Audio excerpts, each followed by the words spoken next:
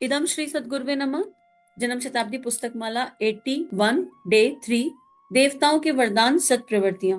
परम पूज्य गुरुदेव वंदे मां की कृपा से एक दिव्य स्वाध्याय भावना करेंगे कि श्रम के देवता का आवाहन हुआ था और अब ब्रह्मांड के सभी दैवीय गुणों का आवाहन कर लिया, सारी डिवाइन क्वालिटीज का आवाहन किया।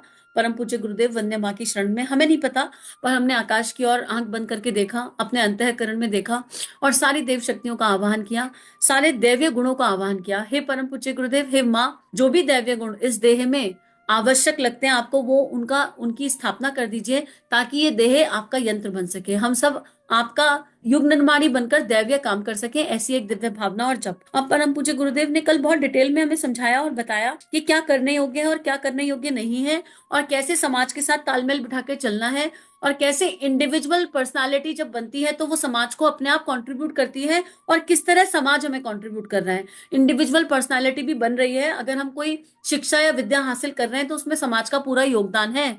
अगर हमारे घर में दूध आ रहा है तो उसमें दूध वाला भैया है, अगर दूध आ रहा है तो कोई तो गाय का दूध निकाल रहा है, कोई तो भैंस का दूध निकाल रहा है।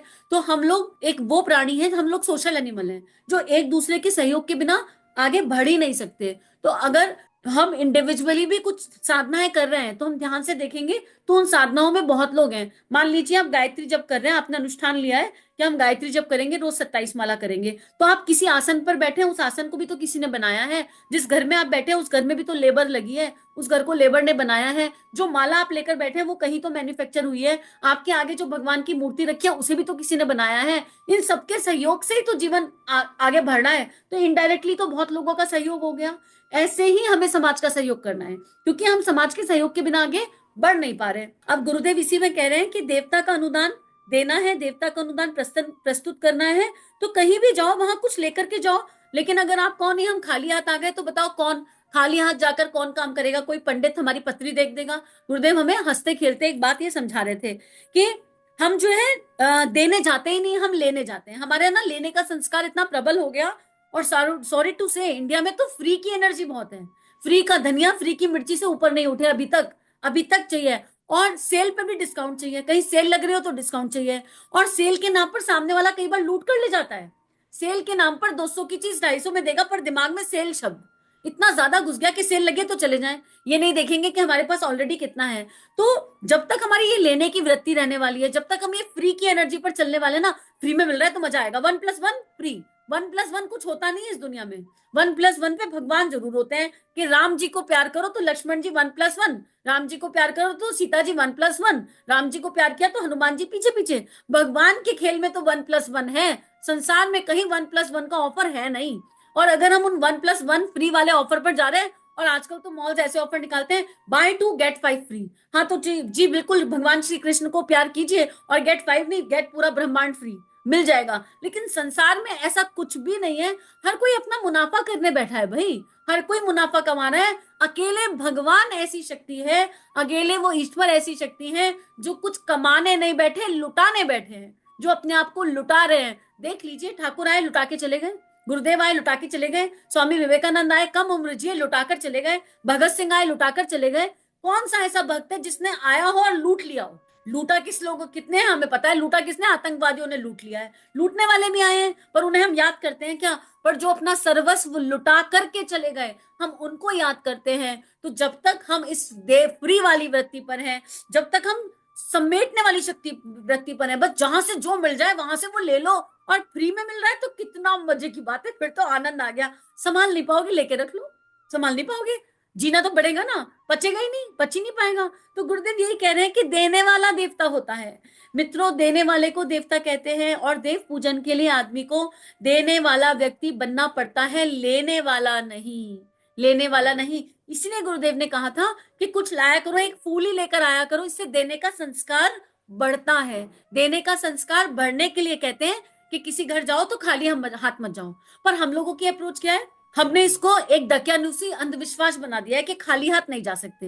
अब यहाँ पर अगर ये वृत्ति प्रेम की होती, भावना प्रेम की होती, तो हमारा एक सिंपल स्टैंडर्ड होता कि हम कहीं भी जाएंगे, हम चाहे कुछ भी ले जाएं, एक अपनी पॉकेट से जो भी बेसिक लेके जा सकते हैं एज अ मेमोरी ले जाएंगे। पर अब हमारा ये खाली हाथ ना जाने का जो सिस्टम है, ये लोड बन गया। दामाद के पास जा रहे हैं तो डिब्बा कितने का, बहू के पास जा रहे हैं तो डिब्बा कितने का, नंद के पास जा रहे हैं तो डिब्बा कितने का, नंद की ससुराल में जा रहे हैं तो डिब्बा कितने का। अब ये जो डिब्बा है ये सामने वाले व्यक्ति और उसकी पर्सनालिटी के ऊपर डिपेंड कर रहा है, रुतबे पर डिपेंड कर रहा है। और इसमें भी अपने अहंकार का पोषण, हमारी नाक नीचे ना हो जाए, हाय बहू के ससुराल वालों के जा रहे हैं, कुछ हल्का रह गया तो क्या होगा बताओ। ये देने का संस्कार है। यहाँ पे भी ले रहे हैं, क्या ले रहे हैं, मिथ्या मान सम्मान की चाह। दे नहीं रहे, दिखाई दे रहा है डिब्बा 1000 2000 5000 का, लेकिन चाहते हैं सम्मान मिले, चाहते हैं। और वो भी कौन सा, झूठा मान सम्मान, झूठा। लेकिन जो भगवान के पास रहता है, अरे आप शांति कुंज जाओ, न्यू ईयर पे कभी तो लड्डू मिलता है, उसी से खुशी हो जाती है। सबको एक बराबर लड्डू मिलता है, एक सा लड्डू मिलता है सबको। ये नहीं देखा जाता कि कौन सीओ है तो उसको अलग लड्डू दे दें। आप किसी भी आश्रम में चले जाओ, शांति कुंज में जाओ, मिलता है ना प्रसाद, मिलता है भोजन प्रसाद, नीचे बैठ के पंगत में सब खाते हैं। सबको वही उबला हुआ बिल्कुल टेस्टी प्रसाद एकदम बढ़िया वाला परोसा जाता है। ये थोड़ा ना देखा जाता है कि कौन व्यक्ति आया है, कौन सीओ है उसको अलग परोसेंगे, कौन मिनिस्टर है उसको अलग परोसेंगे, कौन कौन सी जाति से है उसको अलग परोसेंगे, ये तो नहीं देखा जाता। तो गुरुदेव जिस देने के संस्कार की बात कर रहे हैं वो बहुत उच्च आयाम पर है, वो प्रेम की एक दैव्य दिव्य भावना है। और हम परम पूज्य गुरुदेव के युग निर्माणी हैं। हमको अगर किसी को कुछ देना है तो मित्रों इन किताबों से ज्यादा श्रेष्ठ कुछ हो ही नहीं सकता। अपने घर में ढेर सारी किताबें ला करके रखिए, हर तरह की, और इतनी इतनी सस्ती, मतलब कुछ आपका रुपए पैसा भी ज्यादा खर्च नहीं होना, इतनी बढ़िया इतनी सस्ती किताबें अवेलेबल हैं। आपके घर में सेट बना बना कर रखिए, उम्र के हिसाब से व्यक्ति के हिसाब से किताबें देना शुरू कर दीजिए। इससे ज्यादा बढ़िया कुछ गिफ्ट नहीं है आज की डेट में। कुछ नहीं दे सकते, गायत्री मंत्र लेखन दे दो, साथ में पेन भी दे देना, ये भी गिफ्ट में दिया जा सकता है, ये भी बहुत बढ़िया चीज है देने के लिए। लेकिन अगर हम संसारिक रुपए, संसारिक मोह आसक्ति के हिसाब से, संसारिक बंधनों के हिसाब से देना लेना कर रहे हैं तो वो अध्यात्म का देना लेना बिल्कुल भी नहीं है, कहीं से कहीं तक भी नहीं है। कई बार भावनाओं को एक्सप्रेस करना होता है, वो एक अलग अभिव्यक्ति है। इमोशन एक्सप्रेस किया एक अलग अभिव्यक्ति है, कि हमारे अंदर एक प्रेम आया, एक एक भावना डेवलप हुई, और वो अतिशय प्रेम की भावना है किसी के प्रति। उसमें क्या पता गुरु कोई कार्मिक सॉल्व करा रहा और हमने उसको अभिव्यक्त कर दिया, और उसकी अभिव्यक्ति के रूप में हमने टोकन ऑफ लव के रूप में, एक्सप्रेशन ऑफ लव के रूप में कोई गिफ्ट दे दिया। That is a different thing. अगर हम नाम के लिए दे रहे हैं, अगर हम सम्मान की भूख के लिए दे रहे हैं, अगर उसमें प्रेम नहीं है, केवल औपचारिकता है, तो वो देना देना नहीं है। गुरुदेव यही कह रहे हैं कि देने वाला बनने की आवश्यकता है, और देने वाला कौन से स्तर पर बनने की आवश्यकता है ये भी गुरुदेव ने हमें समझा दिया। अब गुरुदेव कह रहे हैं देवता किसी से लिया नहीं करते, हर एक की मदद करते हैं। आपको भी देवता की मदद करनी चाहिए। देवता का अनुग्रह प्राप्त करने के लिए ही देव पूजन किया जाता है। देव पूजन की शिक्षाएं हैं कि हम अपने जीवन में देवत्व का समावेश करें। हम पशु जीवन से ऊंचे उठें, मनुष्य जीवन से ऊंचे उठें और दैवी जीवन में प्रवेश करें। दैवी वृत्तियों का आवाहन करें और पशु वृत्तियों का विसर्जन करें। हमारे जीवन में चारों ओर से पशु छाया है, इंद्रियों पर पशु छाया है, हर जगह पशु प्रवृत्तियां छाई हुई है। पशु कौन है, जो अपने आप को अपने तक सीमित रखता है। देखो आवाहन तो गुरुदेव ने आज स्वाध्याय की शुरुआत में ही करा दिया, अब यहाँ पर भी बात आवाहन की आ रही है। तो अगर हम इस धारणा से नियमित रूप से गायत्री मंत्र भी कर लेना तो हमको बहुत लाभ होगा। नेत्र बंद करें सहजता से और एकदम एक्टिवेट हो जाएं, अपना पूरा ध्यान अपने हृदय चक्र पर रखें, लंबी गहरी कुछ सांसें लें और भावना करें कि हर सांस के साथ अब परम पूज्य गुरुदेव वंदे मां के संरक्षण में ब्रह्मांड की सारी सत प्रवृत्तियां, सारी दैवीय प्रवृत्तियां हमारे अंतस में स्थापित हो रही हैं। और फिर भावना करें कि आकाश के मध्य से एक दिव्य हल्के नीले रंग की प्रकाश किरण हमारे सहस्त्रार से हमारे हृदय में आ रही है, और फिर इस ब्रह्मांड के सारे दैवीय गुण धीरे धीरे हमारे अंतस में है, और हर गुण का कोई देवी देवता है। तो अपने अंदर ही गणेश जी के दर्शन होने लगेंगे, अपने अंदर ही गायत्री माँ के दर्शन होने लगेंगे, अपने अंदर ही दुर्गा, गारी, लक्ष्मी, सरस्वती सबके दर्शन होने लगेंगे, अपने अंदर ही इस ब्रह्मांड के कोटिश देवी देवताओं के दर्शन धीरे धीरे होने लगेंगे।